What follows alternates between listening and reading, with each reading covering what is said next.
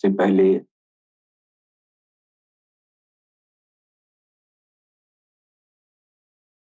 मैं भगवान सदगुरु सैयदी यूनुस अल गौहर जी महाराज की चरण कमलों में मैं भगवान श्री राम की धरती से मैं कोटि कोटि नमन करता हूँ। तत्पश्चात हमारे जितने भी भाई बंधु जो पूरी दुनिया में प्यार और मोहब्बत का पैगाम अलरा टीवी के प्लेटफॉर्म से सारी इंसानियत के दिलों तक पहुंचाते हैं, उन सभी दिव्य आत्माओं को मैं सर नवाकर प्रणाम करता हूँ।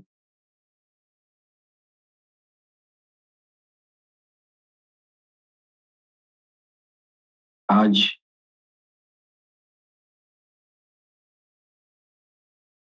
इस आध्यात्मिक संगोष्ठी में आज हमारे कुटिया पर एक विशेष मेहमान का आगमन हुआ है।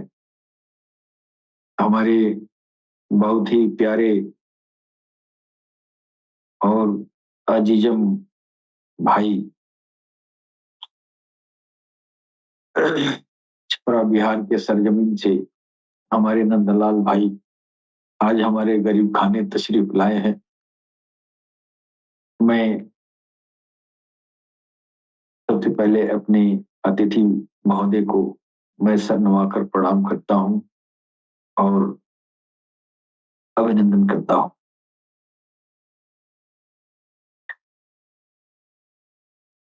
हमारे नंदलाल भाई इतनी दूरी से चल के आए हैं, आपका आने का जो हेतु है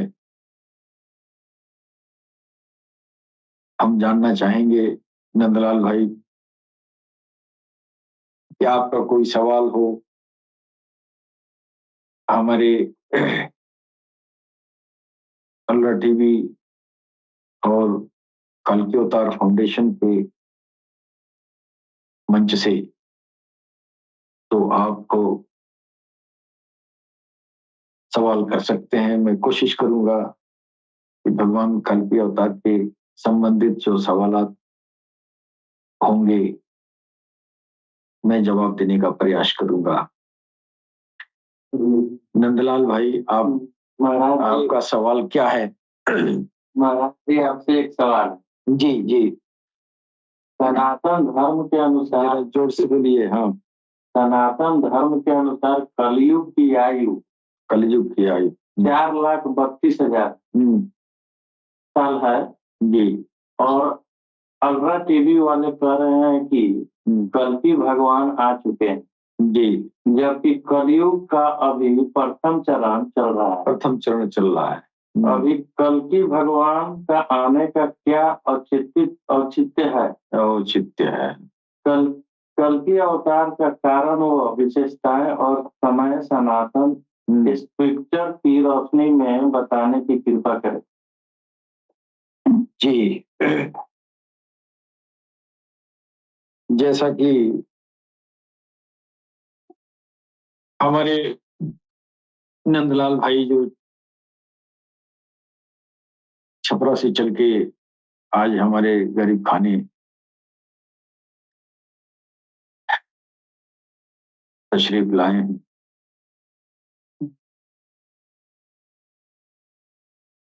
और बड़ा बेहतरीन सवाल आपने किया है कि सनातन धर्म के अनुसार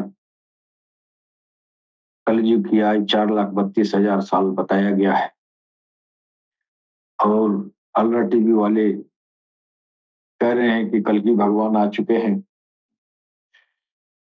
जबकि कलयुग का अपनी अभी प्रथम चरण चल रहा है। कल्कि भगवान का आने का क्या औचित्य है? जी, कल की भगवान के आने का क्या कारण है, उनकी चरित्रगत विशेषताएं अपने सनातन स्क्रिप्चर की रोशनी में बताने का कृपा करें। जी बहुत अच्छा सवाल आपने किया है।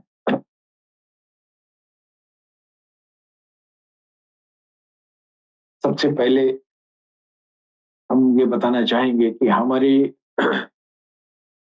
अलरा टीवी के प्लेटफॉर्म पर एक ऐसे मनीषी की विशेषताएं दुनिया के सामने हम लोग रखते हैं। उनकी जो चारित्रिक विशेषताएं हैं वो समस्त धर्म ग्रंथों में निहित एक ऐसे व्यक्तित्व की से मेल खाती है, जिनको हमारे सनातन धर्म में कल्कि अवतार कहा गया, इस्लाम धर्म में इमाम मेहदी कहा गया, बौद्ध धर्म में उसी जात को मैत्र बुद्धा कहा गया, जैन मतों में, जैन स्क्रिप्चर्स में तीर्थंकर कहा गया या अरिहंत कहा गया।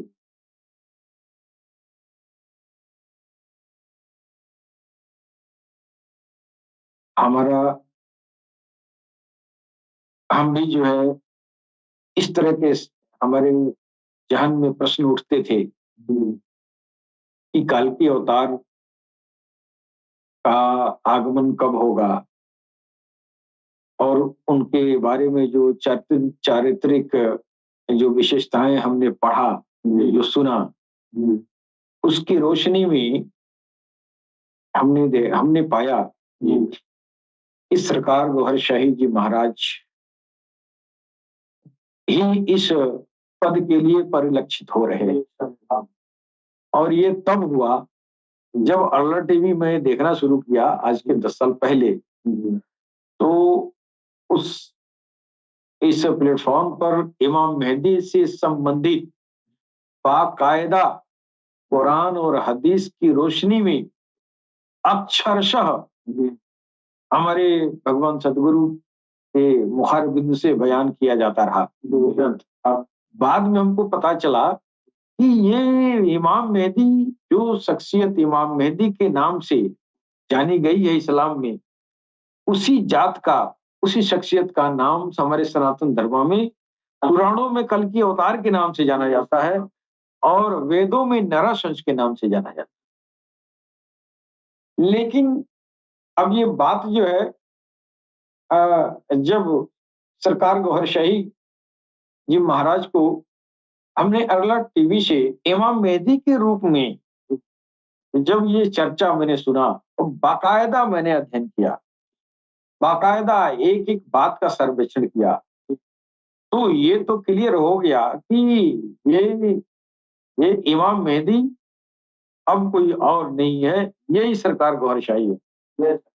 और जब इमाम मेहदी सरकार गौहर शाही है तो एग्जैक्टली यही काल के अवतार भी हैं, इसलिए कि दोनों शख्सियत एक ही है। दोनों शख्सियत जो है एक ही है, इसलिए कि सारे धर्मों में हमने बहुत स्क्रिप्चर में मैंने पढ़ा, एक ऐसे कलयुग में एक ऐसे हस्ती का आगमन होने वाला है जो मैत्रेय बुद्धा कहलाएगा। और महात्मा बुद्ध के एक शिष्य थे, उनका नाम था आनंद। तो जब आखिरी वक्त आ गया भगवान बुद्ध का, तो अपने ये जो है उनका शिष्य जो रोने लगा, कहा कि प्रभु अब हम लोगों का क्या होगा, ये इंसानियत का क्या होगा। तो भगवान बुद्ध कह रहे हैं कि ऐ आनंदा, मैं न पहला बुद्ध हूं और न मैं आखिरी बुद्ध हूं, मेरे बाद एक ऐसा बुद्ध आएगा जो हमारे मिशन को आगे बढ़ाए। और बुद्ध का मिशन क्या है? प्यार, मोहब्बत, समानता, न्याय, तो उन्होंने कहा कि वो जो आएंगे, वो मेरे बाद जो बुद्ध आएंगे, उनका नाम होगा मैत्रेय बुद्धा। ये लगभग सारे स्क्रिप्चर्स में, सारे धर्म ग्रंथों में कलयुग में आने वाली एक ऐसी हस्ती का ये जो है चर्चा किया गया है कि कलयुग में एक ऐसी हस्ती है जो इस जमीन पर तशरीफ लाएगी। अब जो किताबों में बयान किया गया है और उन किताबों की जो टीका लिखा गया, वो जो लिखा गया है संस्कृत भाषा में, पाली भाषा में, लेकिन आज का जो इंसान है, जब उसको ट्रांसलेट करता है, तो उसके मूल रूप में जो है वो बदलाव, हाँ, वो परिवर्तन कर देता है। इसको बोलते हैं, ये जो है हमारे ये जो है महाभारत की किताब में आया है कि युग के हिसाब से ना लोगों में पापाचार बढ़ता है, और पापाचार बढ़ता है तो उसमें धर्म ग्रंथों में मिलावट भी होने लगती है। अब धर्म ग्रंथों की मिलावट मूल रूप से जो मूल ग्रंथ है उससे जब टीका लिखा गया, उसका तर्जुमा, उसका अर्थ लिखा गया, तो वो जो बातें कही गई हैं, वो इंसान अपने दानिश में अपने अनुकूल वो जो है अर्थ लिख के दुनिया के सामने रखा। इससे हम किताबों को भी पढ़ेंगे तो बड़ी सावधानी से पढ़ेंगे तो हमको असलियत तक पहुंच पाएंगे। क्यों? तो किताबों में रद्दो-बदल हो चुकी है, चाहे वो हमारे सनातन धर्म की कोई भी स्क्रिप्चर हो या इस्लाम धर्म की कोई भी, या कुरान का कोई भी टीका हो, किसी का तर्जुमा हो, सब लोगों ने ये जो है उसमें रद्दो-बदल कर दिया है। तो इंसानियत के सामने इस जात को पहचानना एक बड़ी अ, चुनौती है। अब ये जब चुनौती है तो फिर ये बताएगा कौन? ये असल चीज़ असलियत तक पहुँचाएगा कौन? गीता और कुरान की असल अर्थ बताएगा कौन? गीता और कुरान जो है वो ईश्वरीय वाणी है, और ईश्वर की वो मन की व्यथा है, वो उसकी मन की अवस्था है। अब ईश्वर के मन की अवस्था को पाने के लिए जब तक आप ईश्वर से जुड़ेंगे नहीं, तो उसके मन की अवस्था, असल जो ओरिजिनलिटी है, वो आप नहीं जान पाएँगे। किताब पढ़ने से तो नहीं हो पाएगा। हमने कुरान के तो बहुत सारे ये तफ़सीरें मैंने पढ़ी है, और ये हाल है कि बहुत सारे फ़िरके हैं, शिया कुरान सुन्नी नहीं पढ़ता है, सुन्नी कुरान शिया नहीं पढ़ता है कि नहीं? अच्छा, उसमें तो ये है कि कुछ तो बार्गेनिंग करते हैं, भाई इसमें ऐसा है, उसमें ऐसा है, भले दोनों गलत हैं। हमारे सनातन में तो ज्यों कहते हो जो लिखा वही पढ़ो, अब इसमें नाई नकल नहीं करना, ये मीन मेख करना ही नहीं है। इधर तो ये हाल है कि बस निकलोड़ा पड़ पत्थर। हाँ, इससे तो कोई मतलब नहीं है।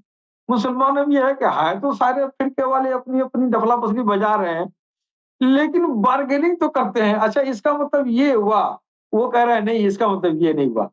इस तरह करते-करते कुछ हद तक सही पहुँचने की संभावना है। हमारे वहाँ तो ये है कि मिन-मेख ना करो, जैसे है उसी तरह पढ़ लो, उसी तरह जान लो। खोद-विनोद मत करना।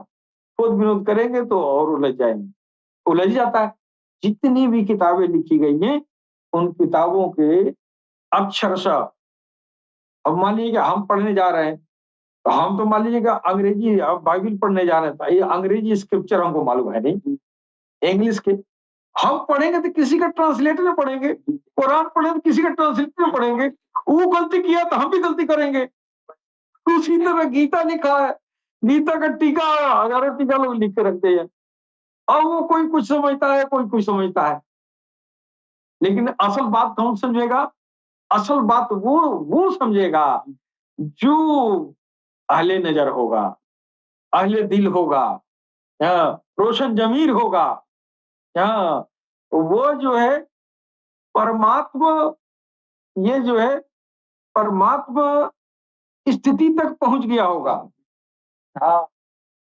वो अगर गीता पढ़ाए, कुरान पढ़ाए, तो वो वही पढ़ाएगा जो कृष्ण कहना चाहते हैं, वो वही पढ़ाएगा जो अल्लाह कहना चाहते हैं, है कि नहीं? तो पहली गलती तो ये हो गई। अब भाई साहब ने जो कहा है कि अभी 4,32,000 साल हैं, 4,32,000 साल कभी कलयुग का आयु हो गया, कलयुग का आयु है, और इस अभी कल की अवतार की बात आप लोग क्यों कर रहे हैं? तो पहली बात ये कि कल की अवतार की बात हम इसलिए कर रहे हैं कि पहला सिम्पटम कल की अवतार के आने का, ये जो है सार्वभौमिक रूप से सारी किताबों में ये है कि जब कलयुग में वो दौर आ जाएगा जिसमें पापाचार बढ़ जाएगा, अत्याचार बढ़ गया, बर्बरता बढ़ गई। तो भाई बर्बरता अभी भी बढ़ी है। अच्छा, और 1,500 साल पहले भी बर्बरता बढ़ी थी, ऐसा नहीं है। तो हम कल की अवतार को पहचानने के लिए सिर्फ बर्बरता, है ना, ही नहीं, हम इसका जो है कसौटी बनाएंगे। तो भगवान कृष्ण ने कहा यदा यदा ही धर्मस्य ग्लानिर्भवति भारत अभ्युत्थानम धर्मस्य तदात्मानं सृजाम्यहम्, है। तो ये जो है जब जब धर्म की हानि होगी, तो धर्म की हानि, तो वही जो है तर्जुमा लोगों ने गलत कर दिया। धर्म कहते किसको है ये किसी को नहीं मालूम। धर्म का मतलब वो दीन नहीं होता है जो दीन समझते हैं। धर्म मतलब वो चीज जो वो रास्ता धारण करे जिस रास्ते से आपकी मोक्ष की प्राप्ति होती है, और वो रास्ता अध्यात्म है, उसको धारण करने वाला धर्म को पकड़ा है ना। इसकी हानि होगी तो आएगा। भगवान कृष्ण ने कहा ना कि हम हिंदू बन के आएंगे, मुसलमान बन के आएंगे, सिख बन के आएंगे, तो फिर उस आने वाले को एक किसी धर्म में खोज क्यों की जा रही है? उसकी पहचान वो सारे धर्म वाले दिखा रहे हैं, लेकिन कोई धर्म वाला ये नहीं कह सकता कि वो मेरे ही अंदर आएंगे। वो तबका है। और कृष्ण ने तो कभी नहीं कहा कि हम हिंदू बन के आएंगे, चाहे मुसलमान बन के आएंगे, चाहे मोर पंख लगा के आएंगे। उन्होंने कहा आएंगे। आएंगे किसके लिए? सारी इंसानियत के लिए। तो अगर वो मुसलमान के घर, अगर मुसलमान के बालक के रूप में प्रकट हो रहे हैं, क्या हैरत की बात है? कोई हैरत की बात है? वो तो भाई खुद का मालिक है ना, है कि नहीं? वो परमपिता परमेश्वर है इंसानी शकल में। वो एक बार विचरण किया कृष्ण के अंदर बैठ के, आज गौहरशाही के अंदर विचरण कर रहा है, कौन सी बड़ी बात है? कोई बहुत बड़ी बात तो है नहीं। बात रही हमारे बड़े भाई ने जो सवाल किया है कि ये 4,32,000 का जो कंसेप्ट है, जो लोगों के अंदर बैठा दिया गया है, वास्तव में एक युग का इतना लंबा उम्र नहीं होता है। अब आप कहेंगे कि आपकी स्क्रिप्चर के रोशनी में दिखाइए, तो आप इसके लिए एक जगह वर्णन किया गया, महाभारत एक हमारा ग्रंथ है। महाभारत के ग्रंथ में शांति पर्व है। शांति पर्व में वो 231वां अध्याय है। उस अध्याय में जो है सुखदेव जी और व्यास जी के बीच वार्तालाप हो रही है।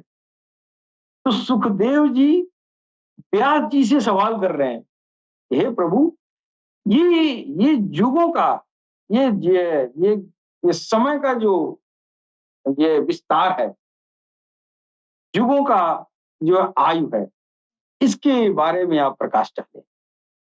तो उसमें जो प्रकाश डाला गया है, जो पैमाना हमारे जो है व्यास जी जो बता रहे हैं, उस पैमाने को जो बताया गया, उसमें लोगों ने जब हिंदी तर्जुमा किया, तो उसमें लोगों ने क्या किया कि रद्दो-बदल कर दी। तो इसमें श्लोक में जो बताया गया है, वो मनुष्यों के आयु के, मनुष्यों के दिन पर, मनुष्यों के दिन रात पर गणना की गई है। लेकिन उसमें देवताओं के दिन रात की गणना करके और 4,32,000 लोग ठहरा दिए हैं।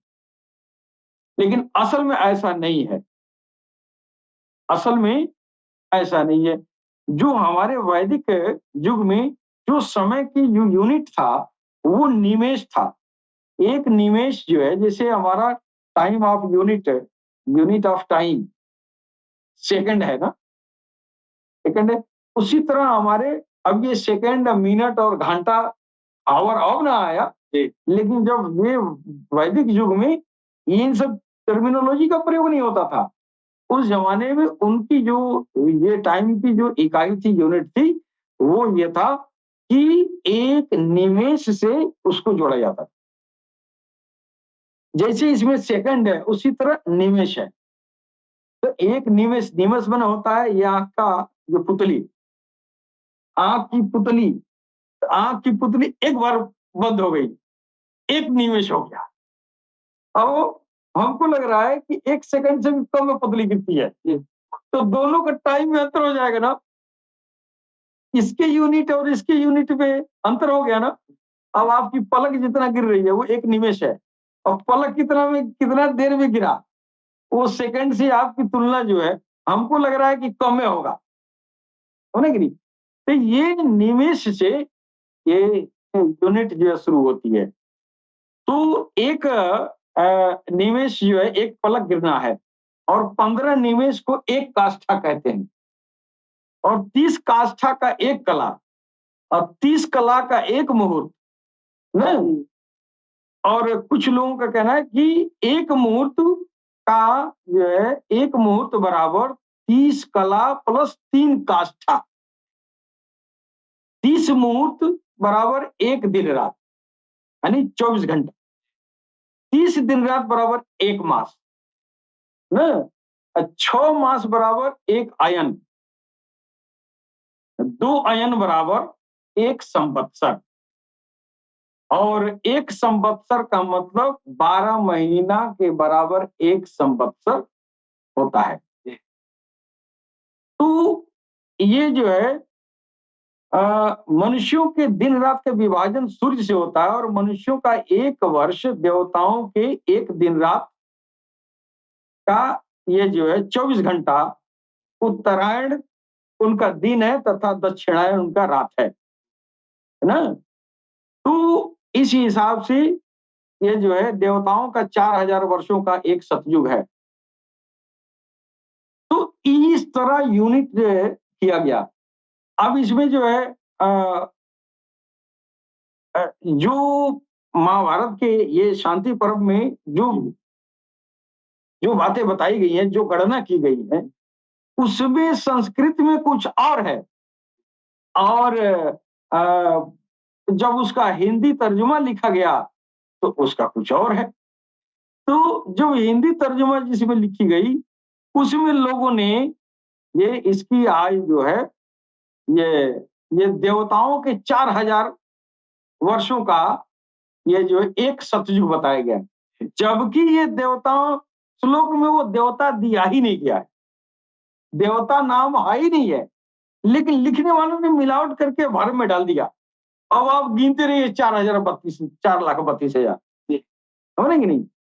तो इस तरह का रद्दो-बदल की वजह से, या टीका लिखने में, उसका अर्थ और तर्जुमा लिखने में, तफसीर लिखने में लोग गलती कर देते हैं। और हमारे वहाँ तफसीर और अर्थ तर्जुमा टीका लिखने के वजह से, गलत लिखने की वजह से ये गलतफहमी पैदा हो गई 4,32,000 साल पहले। आप जो है सुखदेव जी का और ये जो है ये व्यास जी का प्रसंग आप जो है उसमें आप पढ़ेंगे, आपको क्लियर हो जाएगा। वो महाभारत उठा के देखिएगा, शांति पर्व में ये सारी चीजें लिखी गई हैं। उसमें आपको समझना ये है कि आप जो देवताओं का वर्ष लिखा गया है, वो देवताओं का वर्ष नहीं, उसी श्लोक में, उसी अध्याय में जो है सुखदेव जी जो है वो मनुष्यों के वर्षों की बात कर रहे हैं, लेकिन आगे जो है देवताओं के वर्षों की बात लोग करना शुरू कर दे रहे हैं। इससे गलतफहमी हो जा रही है।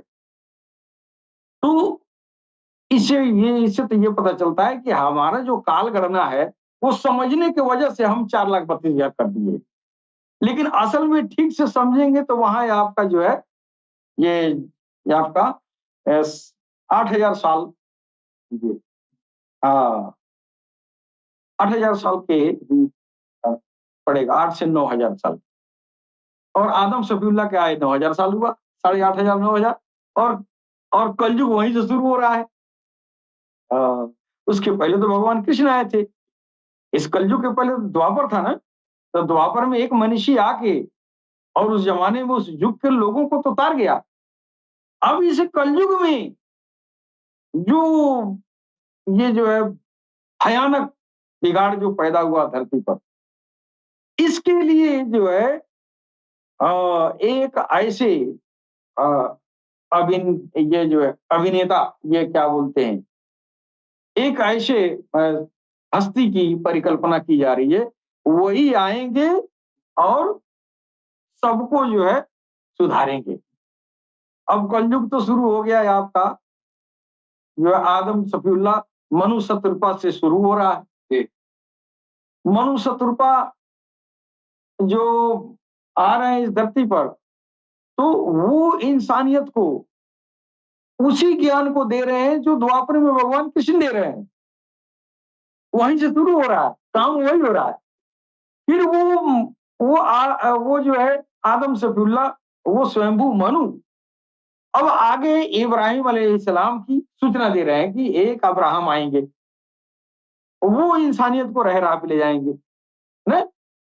अब देखिए, वो तो अपनी अगुवाई करके चले गए, फिर वो आ रहे हैं, फिर उनके बाद से मूसा कलीमुल्लाह आ रहे हैं, फिर उनके बाद से ईसा रूहुल्लाह आ रहे हैं, फिर उनके बाद से मोहम्मद रसूलुल्लाह आ रहे हैं, और सबकी किताबों में एक आखिरी में आने वाले की बात कही जा रही है ना। हाँ, और सब ये अवतारे हैं, सब अवतारे हैं, लेकिन जो अवतारों ने जिनको आखिरी माने के कहा, वो महाअवतार होंगे। और जो अवतार जिस लिए इस धरती पर आए, ना, जिस हेतु आए, वो हेतु उन्होंने पूरा किया, लेकिन बात वहीं तक नहीं थी, बात आगे के भी ज्ञान की थी। तो उन्होंने कहा अब इसके बाद से आने वाले इसको पूरा करेंगे। हाँ, तो स्वयंभू मानव जो है अब्राहम को इंतजार किए कि अब इसके आगे वो बताएंगे, है कि नहीं। अब अब्राहम के बाद से वो मूसा आ गए, फिर उन्होंने जो ज्ञान दिया, जो भगवत प्राप्ति तक जो है पहुंचाया लोगों को, तो उस ज्ञान में भी जो है कुछ कमी रह गई। उन्होंने कहा अब इसके बाद से एक और आएंगे, है कि नहीं। तो इस तरह सब लोगों ने उस आने वाले की चर्चा की, और हमारे सनातन वैदिक ग्रंथों में भी उनके आने की भूरी भूरी प्रशंसा की गई। लेकिन अजीबोगरीब बात यह है कि हमारे सनातन धर्म ग्रंथों में जो भी उनका चारित्रिक लक्षण, जो चारित्रिक विशेषताएं बताई गई, आश्चर्यजनक रूप से वो सारी चारित्रिक विशेषताएं पैगंबर इस्लाम से मिलती हैं। तो इन लोगों ने, जो हमारे उदारवादी विचारधारा के विद्वान गुजरे, इन लोगों ने मोहम्मद रसूलुल्लाह को कह दिया कि ये काल की अवतार यही है, और बाकायदा किताब कापी की रोशनी में बताए, है ना। और ऐसे भी विद्वान हैं जिनकी विद्वता पर कोई प्रश्न चिन्ह नहीं लगा सकता है, उसे आप गलतोताई करने के लिए किसी को चींटे बेवकूफ कर सकते हैं, लेकिन ये आपका अधिकार है। लेकिन जो सच्चाई है तो है। तो जिन लोगों ने इस बात को प्रूव किया, सिद्ध किया, वो सारस्वत वेदांत संस्थान के बहुत बड़े-बड़े विद्वान पंडित थे। उन लोगों ने अपनी किताबों की रोशनी में कहा कि ये कल्कि अवतार और नरासन जो है, ये हो न हो, ये मोहम्मद रसूलुल्लाह है। और डॉक्टर वेद प्रकाश उपाध्याय ने कहा कि अब बिना मोहम्मद का तो किसी का पार नहीं लगेगा। अब यहाँ तो जाति भेद धर्म का तो लफड़ा तो था ही। अब इन लोगों ने ये जो है जब प्रूव किया, तो दुनिया, देखिए इंसानियत, शैतान तो पीछे लगा हुआ है। उसने कहा कि हम तो कभी अ, भगवान तक पहुंचने नहीं देंगे, पीछे में अगवा कर लेंगे। तो जिसको जिसको वो अगवा कर लिया, तो वो सच्चाई के विरुद्ध खड़ा हो जाता है। तो भगवान किसी को भेद देता भी है सीने में, जब वो भेद उगालता भी है, तो उस भेद के मुखालिफ बहुत हो जाते हैं। इसलिए कि शैतान का वादा है, वहां पे स्वयंभू मनु का जब बनाया जा रहा था, उस समय कहा हम इसके पुष्ट में जितने औलाद होंगे सबको बहकाएंगे। तो जब जब यहाँ सच्चाई बोली जाती है धरती पर, तब तब जो है तमाम तरह के विरोधी तत्व सामने खड़ा होते हैं ना? तो अब ये जो है मोहम्मद रसूलुल्लाह को लोगों ने कहा कि हाँ, यही काल की अवतार है, और चरित्रगत विशेषताएं भी उन्हीं से मिलता जुलता है। अब जो कारण बताया गया था हमारे अंतिम अवतार की, ये कारणों के उल्लेख जो वेदों पुराणों में दिया गया है वो है बर्बरता का साम्राज्य। उस जमाने में बर्बरता का साम्राज्य उस जमाने में भी था। तो अगर हम सिर्फ मोहम्मद रसूलुल्लाह के दौर को लेते हैं बर्बरता के ऊपर, तो बर्बरता तो इधर भी हो रही है। उस समय तो जिंदा डाल देते थे जमीन में, आज तो बोटी बोटी काट के लटका दे रहे हैं सब। तो कलयुग का दौर हम वो समझे कि ये समझे, और लक्षण बता रहा है बर्बरता का साम्राज्य होगा धरती पर, है ना? इतनी बर्बरता होगी तब वो कल की अवतार आएंगे। तो लिखने वालों में डॉक्टर वेद प्रकाश उपाध्याय ने कहा कि वो तो दौर था जिंदा जला देते थे, उससे बड़ा बड़ा जघन्य अपराध तो आज कर रहे हैं। उस जमाने में बेटियों को दफन करते थे, इस जमाने में बेटियों के साथ जीना करते हैं लोग। अब आप बताइए कलयुग ये घोर कलयुग है कि वो घोर कलयुग था? घोर वो भी था, घोर ये भी है, बल्कि उससे ज्यादा अब है। तो कल की अवतार को उस जमाने में भी जरूरत थी, इस जमाने में भी जरूरत है ना। असल बात यह है कि कल के अवतार वहां भी थे, यहाँ भी हैं, और कलयुग के आखिरत में भी रहेंगे। कल की अवतार कलयुग के हर दौर में कल की अवतार मौजूद रहे। उस जमाने में भी थे और इस जमाने में भी।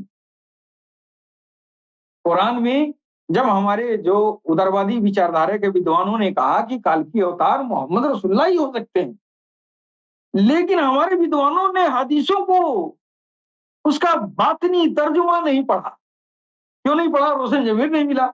रोशन जमीर मिला होता तो बताता कि मेरे भाई आप सही कह रहे हैं, काल की अवतार तो ये है, लेकिन इनकी 63 साल की उम्र गुजरी है ना, 63 साल दुनिया में रहे हैं, फिर कलयुग तो बहुत लंबा है, और वो पाप कौन रोकेगा, है कि नहीं? तो बात यहां समझ में आती जब हदीस का और कुरान की बातनी तर्जुमा वो पढ़े होते। तो आज वो विद्वान जिन विद्व वर्गों ने सारस्वत वेदांत संस्थान के वो विद्व वर्गों ने, जिन लोगों ने कल के अवतार को मोहम्मद रसूलुल्लाह के रूप में बताया था, अगर वो बातनी तर्जुमा कुरान को उनको मालूम हो गया होता तो आज निश्चित रूप से ही वो कहते सरकार गौरशाही कल की अवतार है। तो उस जमाने में कोई उनको, अब ये तो मान लिया कि संस्कृत के विद्वान है, अंग्रेजी के विद्वान है, अरबी स्क्रिप्चर पढ़ रहे हैं, तो किसी का वो तर्जुमा, किसी का वो जो है किसी का तर्जुमा लेके पढ़ेंगे ना, है किसी के तफसीर लेकर पढ़ेंगे ना, तो वो तफसीर तो डिस्टर्ब हो गई, तो वो सही नतीजे पर कैसे पहुंचेंगे? अगर हमारे डॉक्टर वेद प्रकाश उपाध्याय को ये बात मालूम होता वलिल आखिरती खैर लकुम मिनल उला, तो समझ जाते कि यही मोहम्मद रसूलुल्लाह वो दौरे आखिर में इमाम मेहदी बन के आएंगे। इन्होंने इमाम मेहदी का जिक्र नहीं किया, काल के अवतार का और नरसंस का जिक्र किया, कि नहीं? वो इसलिए किया कि वो लिल आखिरती खैर लकुम मिनल उला का तर्जुमा उनको किसी ने नहीं बताया। अगर वो जाने तो उन बदले हुए रद्दो बदल तर्जुमा को, रद्दो बदल तफसीर को पढ़ के, और उनकी जो नतीजा था, निष्कर्ष था, सिर्फ रसूलुल्लाह तक रुक गया, इमाम मेहदी तक नहीं पहुंचा। वरना अगर इस तफसीर को अगर वो उनके सामने से गुजर गई होती तो निश्चित तौर पे वो सरकार गौरशाही को काल की अवतार कहते। और ये कुदरत की करिश्मा है, जिस समय काल की अवतार का ज़हूर हो रहा है, चांद सूरज हजर असवद में आपका छवि नुमाया हो रही है, उसी समय सारस्वत वेदांत संस्थान का ये निष्कर्ष, ये शोध कार्य पूर्ण हो रहा है और प्रकाशित हो रहा है। कहीं न कहीं ईश्वर की मर्जी है इसमें, वरना एक ये जो है चरमपंथी विचारधारा में से निकल के एक उदारवादी विचारधारा सीने पर इतना रिस्क लेके आपने लिख दिया मोहम्मद रसूलुल्लाह काल की अवतार, ये बहुत बड़ी, ये शेर शाह सूर्य से भी बढ़ के शेर है, जिन्होंने लिख दिया अब कोई भी तो समझेगा, लेकिन अब इस दौर में, अब तो मोहम्मद रसूलुल्लाह का दौर गुजर गया। कुरान कह रहा है इस दौर से बेहतर अगला दौर होगा। तफसीर लिखने वाले कह रहे हैं कि मक्का में आए, मक्का से मदीने में गए, वो पहला दौर था, मदीने से मक्का गए दूसरा दौर हो गया। दौर से मुराद पूरी जिंदगी होती है यार, ये 2 घंटा 4 घंटा 2 महीना 6 महीना थोड़ी होता है? तो अल्लाह कहना कुछ और चाह रहा है और दुनिया समझना कुछ और चाह रही है। अपने दानिश में जो सही लग रहा है वो सही है, लेकिन कोई अहले दिल हो, कोई रोशन जमीर हो, कोई अल्लाह का वली हो, उसने इस तफसीर को अगर वो करेगा तो वो हक करेगा जो अल्लाह चाहता है। और ऐसा प्लेटफॉर्म अब दुनिया में अल्लाह टीवी के प्लेटफॉर्म से पता चल रहा है कि अल्लाह टीवी पर जो तफसीर वेद हो, कुरान हो, पुराण हो, जो असल तफसीर है, जो अल्लाह ईश्वर भगवान कहना चाहते हैं, जो भगवान कृष्ण कहना चाहते हैं, वो गीता अल्लाह टीवी से बताई जाती है। जो अल्लाह कुरान में कहना चाहता है इंसानियत से, वो हक बात असलियत हूबहू सीने दर सीने उतर कर अल्लाह टीवी के प्लेटफॉर्म से इंसानियत की खिदमत के लिए बयान किया। शर्त यह है कि ये चीजें जो भगवान की बातें जमीन पर उतरी, वो किताबों में नहीं लिख के उतरी, किताबों में लिखी गई है, उतरा तो दिल पे है, तो अहले दिल ही इसको जानेगा ना।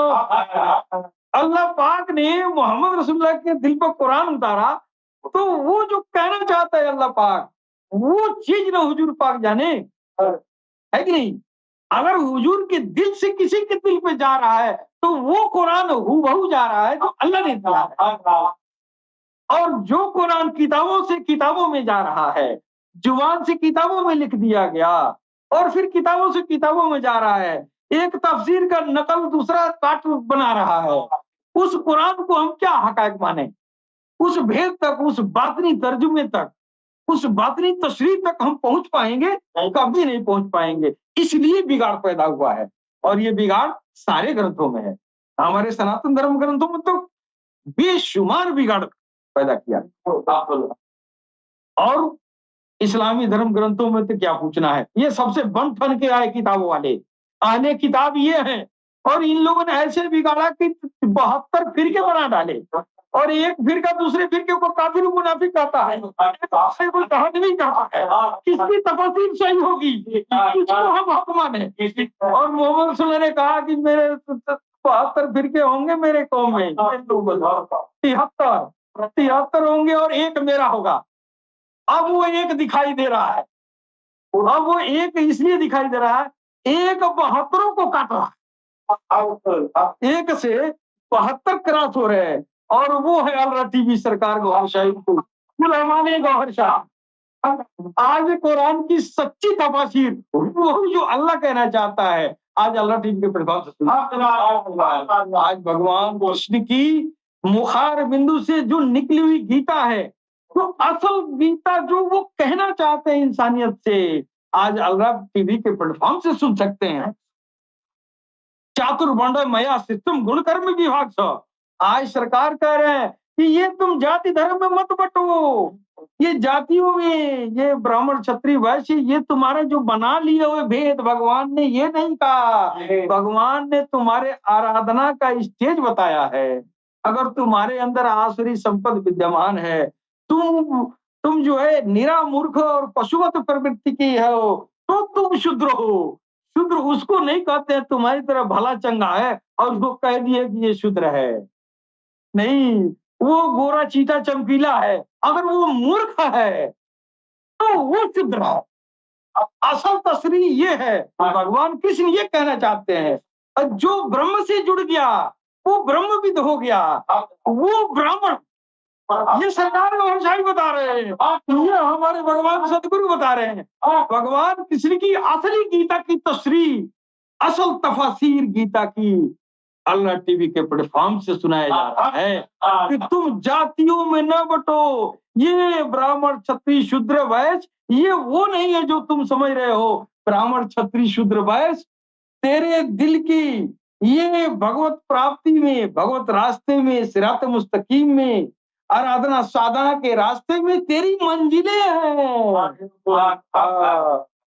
तू भगवान के नाम को अंदर डालेगा, ते भगवान का अखंड संकीर्तन तेरे दिल में चला गया, अब तू ब्रह्म विद्वो हो गया।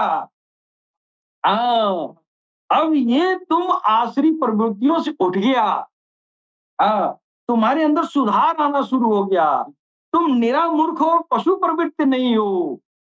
और जब तक तुम्हारे अंदर प्रभु का नूर और ज्योति दाखिल नहीं हुआ, तब तक तुम शुद्र हो, चाहे तुम चिकना हो, चाहे तुम किसी भी दुनियावी पद प्रतिष्ठा पर बैठे हो। अगर तेरे अंदर भगवत नाम की नूर और ज्योति, भगवत नाम तेरे दिल में संस्कार उतरा नहीं, तो शुद्र है। भगवान कहना ये चाहते हैं, तुमने क्या बना दिया? गोरी चमड़ी वाले को ब्राह्मण बना दिया, काले चमड़ी वाले को चमर बना दिया। ये दुनिया वालों ने बनाया, लेकिन भगवान ये नहीं कह रहे चातुर्वर्ण मया गुणकर विभाग सौ। इस विभाजन में मुसलमान भी आते हैं, सिख भी आते हैं, ईसाई भी आते हैं। भगवान ने नहीं कहा ऐ हिंदुओं को मैंने 4 वर्गों में बांटा। भगवान कृष्ण कह रहे हैं ऐ इंसानों मैंने तुमको 4 वर्गों में बांटा है। अरे चमार सियार डोम धिक्कार तो तेरे अंदर है, वो तो मुसलमानों को भी कहे, उसमें कहा चमार सियार डोम धिक्कार है जी? कहाँ है? इसका मतलब तेरा तर्जुमा गलत है। भगवान कृष्ण जो कह रहे हैं वो सारी इंसानियत के लिए कह रहे हैं। सारी इंसानियत को ब्राह्मण क्षत्रिय शूद्र वैश्य में उन्होंने वर्णित किया। और यह साधना आराधना का ये तुम्हारी ये सीढ़ियां हैं। तुम्हारे अंदर कितनी तहारत आई वो सीढ़ियां है। तुम्हारे अंदर बिल्कुल तहारत नहीं है, बिल्कुल सफाई नहीं है, तुम पशुवत हो, तुम जानवर के रूप में हो। तुम्हारी बुद्धि काम क्रोध लोभ मोह मद मत्सर में खुला हुआ है, तब तुम क्या हो? शुद्र हो। लेकिन अध्यात्म ज्ञान गुरु का हाथ पकड़ा, दामन पकड़ा और अपनी आध्यात्मिक उन्नति किया, तो फिर वो वैश्य हो गया, फिर उन्नति किया क्षत्रिय हो गया, फिर उन्नति किया ब्राह्मण हो गया ना। तो इस हिसाब से तो मुसलमान भी आ गए। कल्बे सलीम, कल्बे मुनीब, कल्बे शहीद, यही वो ब्राह्मण क्षत्रिय वैश्य शूद्र है। अब आप बताइए भगवान कृष्ण जो कहना चाहते हैं वो तो ऑलरेडी के प्लेटफॉर्म से चातुर्वर्ण वया सिस्टम गुणकर्म विभाग का तशरीह तफसीर और ये तर्जुमा टीका बताया जा रहा है। लोगों नफरत न करो। और किसने पैदा किया? इन्हीं किताब के लिखने पढ़ने वालों ने पैदा किया और नफरत फैला के हमारे दीन की, हमारे जो है इस अध्यात्म की, इस सिरात मुस्तकीम की, इस सीधा मार्ग की, इस कार्यम कर्म की हानि किया। उसको भगवान किसने कहा कि जब जब धर्म की हानि होगी तब तब आएंगे। ये नहीं कहा कि जब जब मुसलमान आएंगे तब तब हम आएंगे, जब जब ईसाई आएंगे तब तब हम आएंगे, जब जब हिंदू आएंगे तब तक। ये नहीं कहा धर्म की हानि होगी। यही धर्म है जी, भगवान को धारण कर लेना धर्म है। अगर तुम मुसलमान ने अल्लाह को धारण किया है तो तुम अपने धर्म पर कामिल हो। अगर तुम हिंदू हो, तुमने भगवान को धारण किया हृदय में, तेरा दिल अखंड संकीर्तन में जारी है। ये भगवान का नाम सोते उठते बैठते करोटों के बल भगवान का नाम अखंड संकीर्तन हो रही है, तो असल तुम धर्म पर कायम हो। इस धर्म की रक्षा करने के लिए भगवान कृष्ण का आना हुआ ना। अब मेरे भाई ये सब नाश हो चुका है। अब ये जो दौर आ गया, ये दौर काल की अवतार का चल रहा है। आज से नहीं चल रहा है, आज से नहीं चल रहा है। ये कलयुग तो चल रहा है स्वयंभू मनु के दौर से, आदम सफीउल्लाह के दौर से। आखिरी में नबूवत खत्म हो गई मोहम्मद रसूलुल्लाह पर, लेकिन इल्म नहीं खत्म हुआ। तो उस आखिरी नबूवत वाले को इन लोगों ने कहा काल के अवतार वही है। ही है, इसलिए है कि सारा जो हमारा ये जो है चारित्रिक विशेषताएं वेद और पुराण से मोहम्मद रसूलुल्लाह से मिल रही है। हम तो उन्हीं को कहेंगे, लेकिन अब उसके बाद फिर हम इस दौर में काल के अवतार क्यों इंतजार कर रहे हैं? इसलिए कर रहे हैं कि जब वो आ गए काल की अवतार का आंशिक रूप मोहम्मद के रूप में, तो मोहम्मद रसूलुल्लाह तो कुरान में अल्लाह कह रहा है वलिल आखिरती खैर लकुम मिनल उला, आपका इस दौर से बेहतर अगला दौर होगा। यानी जो इमाम मेहदी बन के आएंगे वो मोहम्मद रसूलुल्लाह ही होंगे। अगर मोहम्मद रसूलुल्लाह कुरान की रोशनी में और मोहम्मद रसूलुल्लाह इस हिंदू सनातन वेद और पुराणों की रोशनी में कल की अवतार साबित हो रहे हैं, चारित्रिक विशेषताएं मिलती हैं, तो फिर दूसरा दौर इमाम मेहदी सरकार गौहर शाही के रूप में वही तो आए हैं। हमने राजा काल की सरकार गौहर शाही, इमाम मेहदी काल की अवतार सरकार गौहर शाही है, सरकार गौहर शाही है। इसलिए कि अब जो अध्यात्म ज्ञान हमने हासिल किया, सरकार ने बताया कि इंसान की ढांचा बनाने वाली रूहें अलग होती हैं और तेरी हवा से खमसा तेरी इंद्रियों को संचालित करने वाली अलग होती हैं। जिन आत्माओं के जरिए जिस्म बनता है उसको अर्जी अरवाह कहते हैं, और इमाम मेहदी ये अर्जी अरवाह मोहम्मद के जरिए आए हैं। अब लिहाजा जिस्म बनाने वाली रूह जो है वो मोहम्मद रसूलुल्लाह का जो पुनर्जन्म में भाग लेता है। जब इमाम मेहदी के जिस्म की तकलीफ हो रही थी तो इसी अर्जी अरवाह में मोहम्मद रसूलुल्लाह के अर्जी अरवाह में उनको जो है जलवा अफरोज हुए दुनिया के सामने कि वो हस्ती जो आलिम गायब से आई है, वहां जिस्म नहीं होता है। यहाँ हमारी आंखों का दृश्य होने के लिए एक जिस्म की जरूरत है, और वो पाक जिस्म में जाएगी और मोहम्मद रसूलुल्लाह से पाकीजा रूह पाकीजा जिस्म कलयुग में किसी का नहीं रहा, किसी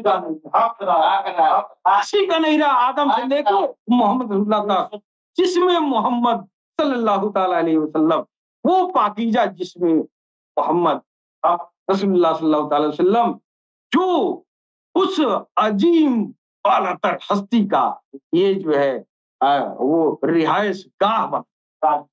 इस अर्जी अरवाह मोहम्मद में सरकार गौहर शाही जो आलिम गैब से पधारे हुए परम धाम हमको कहा गया हमारे धर्म ग्रंथों में, वहां जिस्म नहीं होता है। इस दुनिया में हमको और आपको दिखाने के लिए जिस्म धारण करना पड़ा, और मोहम्मद रसूलुल्लाह से पाकीजा जिस्म किसी का हो नहीं सकता। तो मेरे भाई, मेरा ख्याल है कि आप मेरी बातों को समझ पाए होंगे। अगर नहीं समझ में आया होगा तो फिर आपसे बात करेंगे। इसके साथ ही वाणी पर विराम देंगे। सलाम नमस्ते।